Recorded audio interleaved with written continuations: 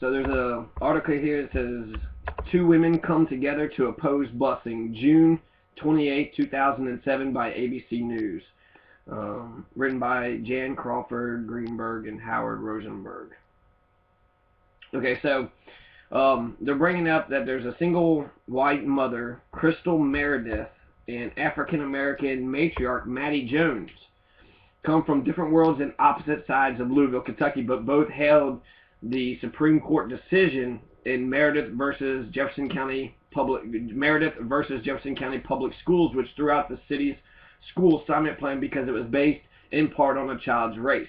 Now, where this comes from, to give you some background, in the beginning we had Plessy versus Ferguson, which happened in the 1890s, I think 96, which said that separate is equal. As long as we have a black school and a white school, that's okay. We can go ahead and have black schools and white schools, right? And so that was Plessy versus Ferguson. That was the Supreme Court case, right?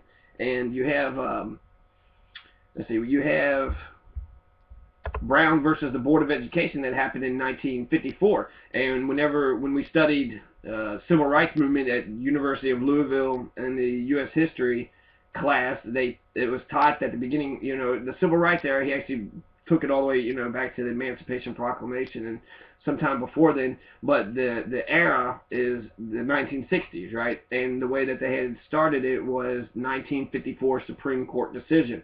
When the Supreme Court had said that separate is not equal, that opened the door for different interpretations, or that opened the door for integration for, separate isn't equal, so we need to make sure things are better. And the liberals, JFK, and a lot of the Democrats said integration was the key. Martin Luther King would have a doubt later on and say, well, is it good to integrate into a burning building?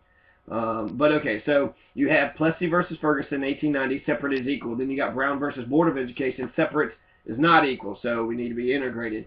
Now we have 2007, Meredith versus Jefferson County Public Schools. This is going to be the Meredith decision, right? Plessy versus Ferguson, Brown versus Board of Education, Meredith versus Jefferson County Public Schools. That happened in Louisville, right? So right here in Kentucky, which is incredible because Louisville was one of the last cities to integrate. In 1975, they waited for 20 years after Brown versus Board of Education before they actually got integrated. And when they integrated, white people was fucking pissed, right? White supremacists, at least. They were getting out and protesting and throwing rocks at the buses and parking tractors and shit on the interstate and just creating, a total fucking pandemonium ruckus, just chaotic bullshit. And it's despicable. It's disgusting, okay? Civil rights movement is the only time that you actually see the American people band together, sort of, public protest and got something accomplished. White people, the only time you see them speak up, or when they stood up, was when black kids wanted to go to the white schools.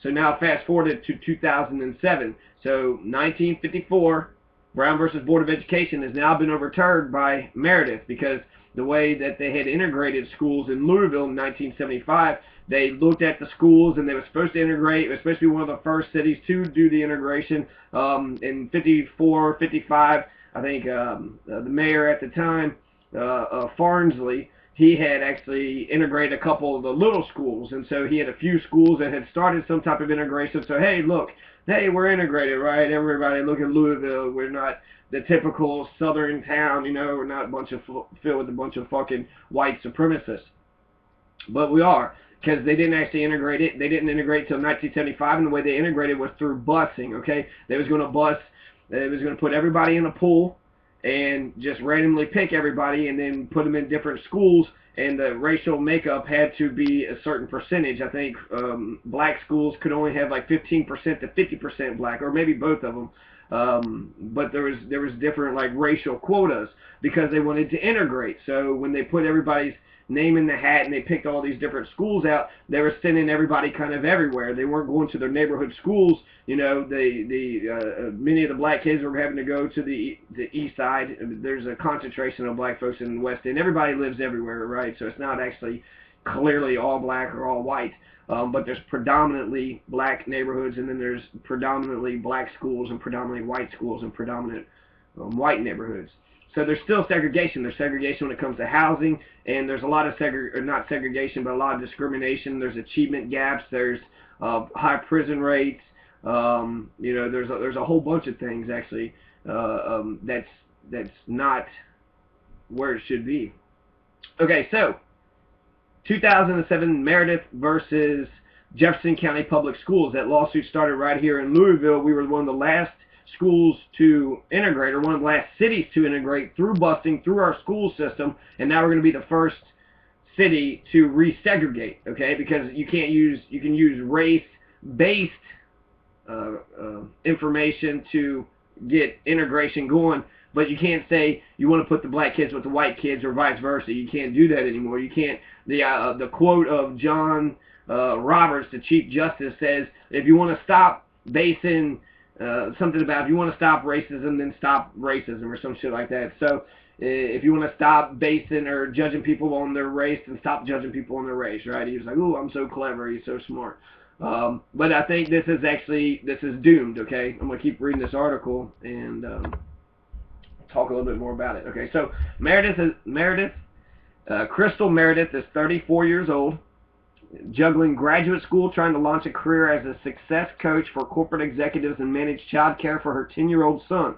Maddie Jones, widowed after half a century of marriage, has raised 9 children on the city's predominantly black West Side. Maddie Jones is one of the, they said, a matriarch, African-American matriarch. She isn't just a matriarch. She doesn't just have a shit ton of kids, but she's actually one of the prominent figures in the civil rights movement. She was marching with Louis Coleman and then took over Louis Coleman's Justice Center after he had died for about a year or so, until she kind of got bullied out. So she's juggling Crystal Meredith is a single white mother. She's 34 years old, juggling graduate school, trying to launch a career as a success coach for corporate executives and manage child care for her 10-year-old son, Josh. Maddie Jones, widowed after half a century of marriage, has raised 9 children on the city's predominantly black West Side and now watches over 31 grandchildren. A lifelong civil rights activist, during the volatile decades of the 50s, 60s, and 70s, she was arrested 28 times at marches, sit-ins, and protests. Today, she serves as the president of the city's Justice Resource Center, a storefront office run by her pastor that advocates for the poor and dispossessed. Both women believe in the same thing. Their children should be able to get a good education at a neighborhood school and not have to ride buses crisscrossing the city to find equality in educational opportunity. Meredith's lawsuit sparked the case, and then Jones took her side because she concluded that the busing plan didn't work. There's a headline. Are we going back to segregation? Civil rights leaders, including the NAACP Legal Defense Fund lawyer Ted Shaw. Okay, so the NAACP Legal Defense Fund lawyer. So the lawyer spokesperson for the NAACP said that the decision would undo decades of painful progress they've made towards ensuring equality in education and will mark a return to segregated schools. I was talking about before how our housing is still educated, and where we live, that sort of branches out to a lot of things. So in the white neighborhoods, or the businesses are going to be predominantly worked with white people, and then black neighborhoods, the businesses are going to be predominantly worked with black folks. So Ted Shaw, the NAACP lawyer, he said that the decision striking down the programs will be a reversal of historic proportions. And it is. I remember Julie Chancellor, she's a white Anglo-Saxon, I think Protestant, right? She doesn't care about the Germans or the Irish or any of the nationalities. She's a white woman, right? And of course she's going to embrace that whiteness. Even the Ku Klux Klan defended her, back in the day. So, or probably even still today. So you have a reversal of historic proportions. Plessy versus Ferguson said separate is not equal. Brown versus Board of Education said, let's bring it together because separate is not equal, right? So separate is equal, separate is not equal, and now we're back to separate is equal. That's where we're at right now, because it's saying you can't use race in order to integrate. So how's integration going to happen? If it wasn't forced integration, then how's integration going to happen? How's it going to happen? Just naturally through human migration and miscegenation?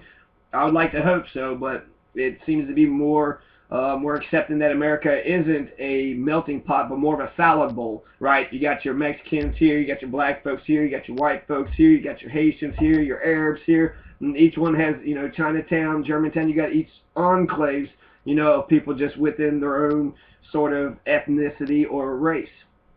So it's very difficult for anyone to honestly imagine how we could address the issue of racial segregation of public schools without thinking consciously about race, Ted Shaw said last December. But Jones said her decades of experience with Louisville's school integration efforts have convinced her the solution is better schools in the neighborhood. We don't have to sit next to a white person. Our kids don't to be educated, said Maddie Jones. Maddie Jones is 100% right.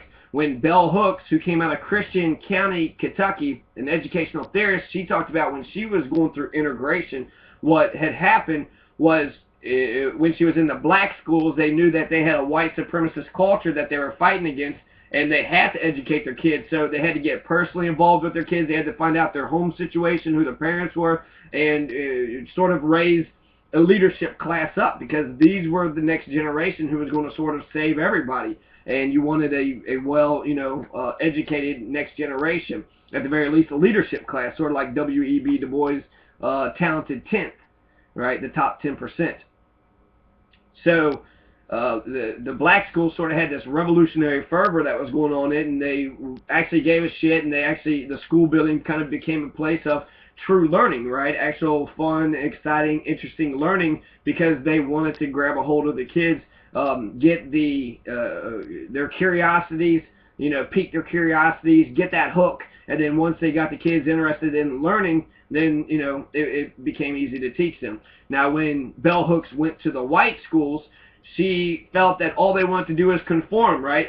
Instead of actually being like her own unique individual self, being developed into some sort of important person, she felt an overwhelming pressure to conform, to go along with everybody else, and all that everybody else was doing in the white schools was obedience to authority, right? And so it's actually quite incredible, because when you have a school system that all they give a shit is obedience to authority, which is, that's Spalding, that's Louisville, that's colleges, that's pretty much the entire education system in America, is obedience to authority. That's the only fucking thing, that's the number one trait that they want to teach. Yeah, they got material and they want to teach you how to do this and do that, but really shut the fuck up, sit down, listen to what I got to say, because I'm the fucking massa, right? That's how these white women, predominantly white women teachers, are teaching in these schools.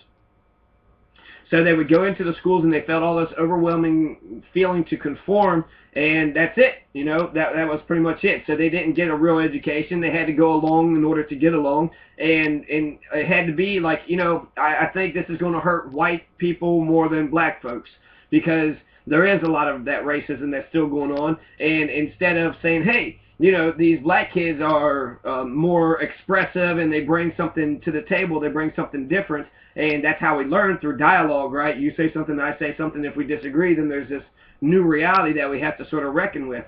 And you either, agree with it and it reinforces what you already thought, or you disagree with it or whatever. If you disagree with it, it reinforces what you think, and if you agree with it, then you've changed your mind and you learn something different. So when they go into these white schools and they're being, they have historical self-expression, black folks do. So, how are they going to shut up and sit down? And then going back to sort of days of slavery, right? Sit down, boy. Sit down, girl. Do as the white, adults tell you what to do. And that's also Julie Chancellor. She calls them boys. Hey, boy, do this, boy. Right? Pick my cotton, boy. And that's incredible. That's so fucking bullshit. I mean, how can we actually make our kids go through this bullshit? Well, the Maddie Jones is a civil rights, leader, a African American black civil rights leader who has had enough. And so, this Meredith, this white lady, was like, hey, I want my kid to go to this local school and not to be bused somewhere else. And then Maddie Jones is like, I'm on board. Let's do this.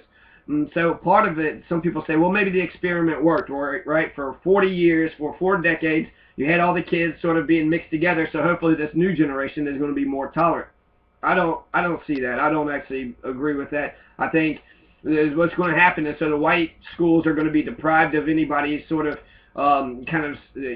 speaking up against their own oppressive system, and they're all a bunch of authoritarian Nazis, and that's all they really know. Whereas black folks have more soul and more spirituality, and less prone to sort of be re-enslaved, or to be controlled and to be dominated over. So I think white people are going to lose. The white people are already racist to begin with. Black folks are racist too. So I mean, we have racism on both sides that's going on. But with white folks, now that there's no, the black kids ain't going to be going to the schools there, they're going to be deprived. And so, I don't know. I know partially I want to be like, oh well, black or white people have been having their day, and so who gives a shit? But that's horrible. I mean, that's horrible. I'm going to do this another video about children's literature. Maniac McGee. I remember reading Maniac McGee and how there's this Maniac McGee is this white boy who basically walked between the white and the blacks and was kind of like, what the hell is going on here, right? He just saw a bunch of people and he didn't understand why there was all this segregation and all this difference. And if I didn't have that type of literature and curriculum, I might have just went along with the white people.